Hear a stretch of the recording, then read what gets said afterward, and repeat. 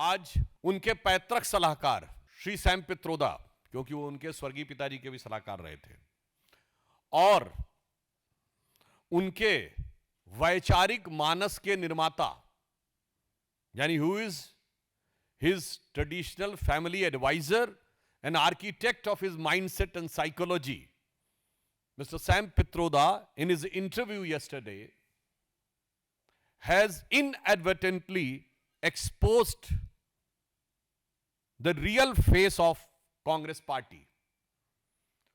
उन्होंने कल एक इंटरव्यू में कहा कि Congress party global progressive alliance नामक एक गठबंधन का हिस्सा है और उसी में भाग लेने के लिए राहुल गांधी जी जर्मनी गए थे।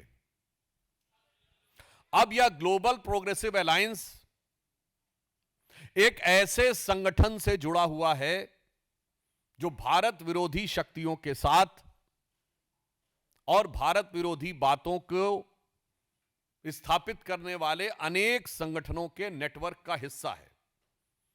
इसी यात्रा के दौरान आपको पहले से यह बात पता है कि सेंट्रल यूरोपियन यूनिवर्सिटी कि प्रेसिडेंट कॉर्नेलिया वुल से वो मिले थे और स्पष्ट रूप से central European university George Soros की ओपन सोसाइटी फाउंडेशन से फंडेड है।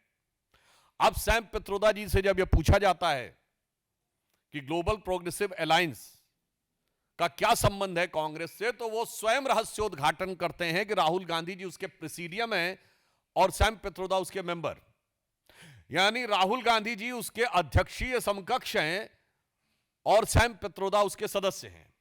और मजे की बात वो कहते हैं कि 110 कंट्रीज का डेमोक्रेसी का ये अलायंस है। मैं सैम पित्रोदा जी और कांग्रेस के तमाम वरिष्ठ लोगों से पूछना चाहता हूं, भाई साहब 110 कंट्री दुनिया में हैं कौन से जिनमें स्थायी लोकतंत्र है? मैं पूछना चाहता हूं। 190 देश कुल हैं जिसमें 57 मुस्लिम देश हैं, स्थायी लोकतंत्र किसी में नहीं, 57 या माइनस।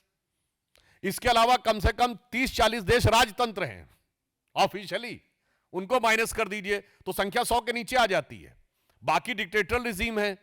तो वेस्टर्न वर्ल्ड को छोड़कर ईस्ट में अगर आप देखें तो ऑस्ट्रेलिया, न्यूजीलैंड, जापान और भारत के अलावा कोई स्थायी लोकतंत्र नहीं है। तो पहले यह दिखाई पड़ता है कि लोकतंत्र के आवरण में यह कौन से देशों का समूह है जो लोकतंत्र के नाम के ऊपर वास्तविक लोकतंत्र के आधार भारत के ऊपर आघात करता हुआ दिखाई पड़ता है।